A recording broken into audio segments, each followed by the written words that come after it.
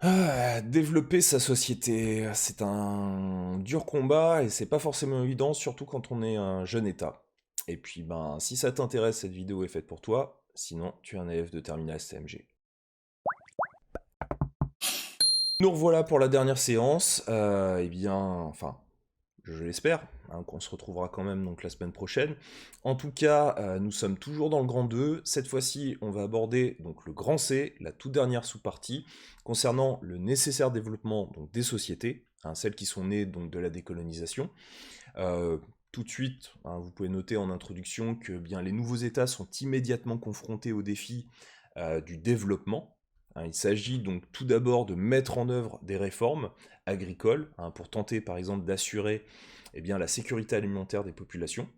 Entre parenthèses, en exemple, vous pouvez noter que l'Inde eh bien, lance ainsi sa révolution verte, hein, à partir de 1966, qui consiste à utiliser eh bien, les engrais chimiques, euh, comment je pourrais l'indiquer?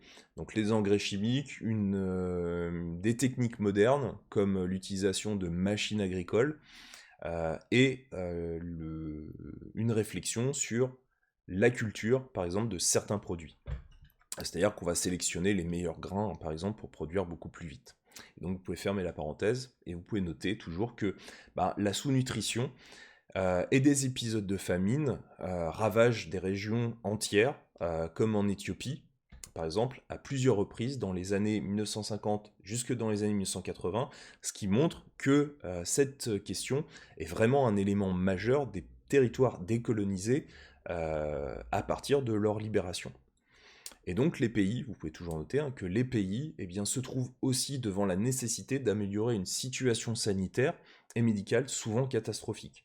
Entre parenthèses en exemple, vous notez que par exemple en 2015, 25 des 37 millions de séropositifs, donc des personnes touchées par le sida, à travers le monde, vivent en Afrique. Donc vous avez vraiment des enjeux qui sont très forts, qui sont liés à différents domaines, la nutrition, le médical, les infrastructures, bref, vous avez différents éléments qui composent les grandes difficultés de ces territoires qui sont décolonisés. Et pour mieux comprendre là aussi l'impact sur la population, je vous laisse regarder donc une vidéo qui concerne donc le Nigeria, plus précisément Lagos, hein, donc sa capitale.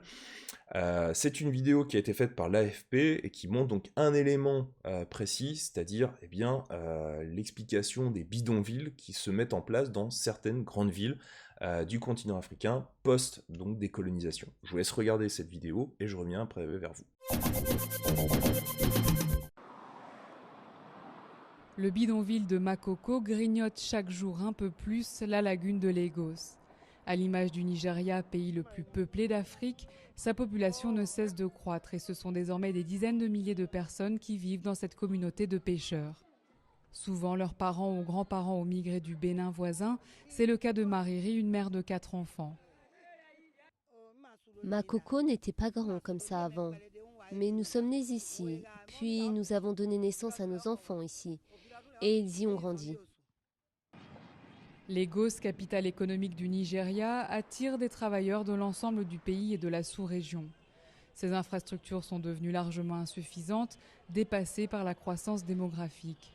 L'Afrique est le continent dont la population grandit le plus vite. Le Nigeria, qui compte actuellement 150 millions d'habitants, devrait, selon l'ONU, atteindre les 400 millions dans seulement 40 ans. Un véritable défi, notamment en termes d'emploi. Ce n'est pas que Lagos, je pense que c'est tout le Nigeria.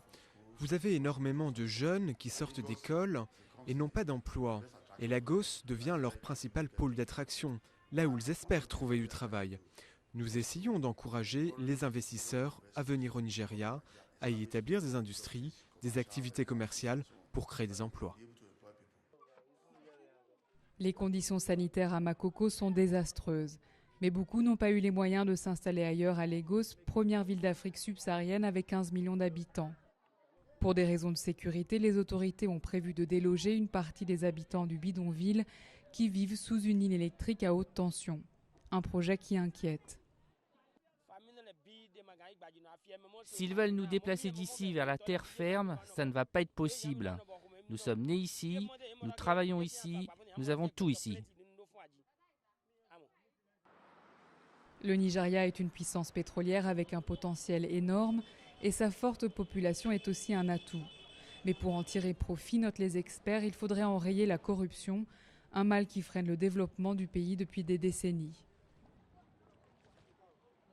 Bien, donc l'explosion démographique, ça vous pouvez le noter, hein, que l'explosion démographique eh bien, décuple les besoins alimentaires.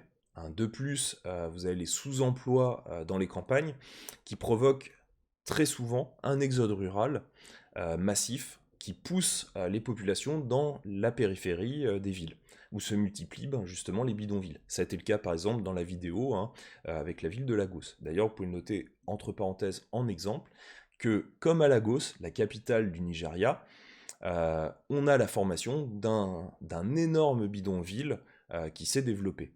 Fermez la parenthèse. Et vous pouvez noter, ça sera le dernier point, hein, que la faiblesse de l'alphabétisation et de la scolarisation eh bien, handicape le développement. Hein, 2 points, les rares élites éduquées fuient souvent les pays pauvres. Entre parenthèses en exemple, hein, vous pouvez noter que par exemple, selon l'UNESCO, en 2015, on comptait 160 millions d'adultes analphabètes en Afrique. Fermez la parenthèse. Et donc, enfin, le poids de la dette rend difficile la construction des infrastructures pourtant nécessaires dans ces pays du Sud, donc dans ces pays pauvres. Voilà. Donc vous voyez qu'il y a plusieurs échelles de difficultés. C'est pas évident pour ces pays, ce qui veut dire que eh bien, la décolonisation n'était pas forcément le bonheur parfait pour ces pays. Ils étaient libres, mais il y avait différents enjeux de reconstruction à mettre en place. Voilà. Eh bien, c'était la fin de ces vidéos en ligne, enfin, bon, je l'espère, hein, on verra ce que ça donne donc la semaine prochaine. En tout cas, bon, on se verra peut-être donc en présentiel la semaine prochaine. Je vous souhaite une bonne fin de semaine, et donc je vous dis à lundi.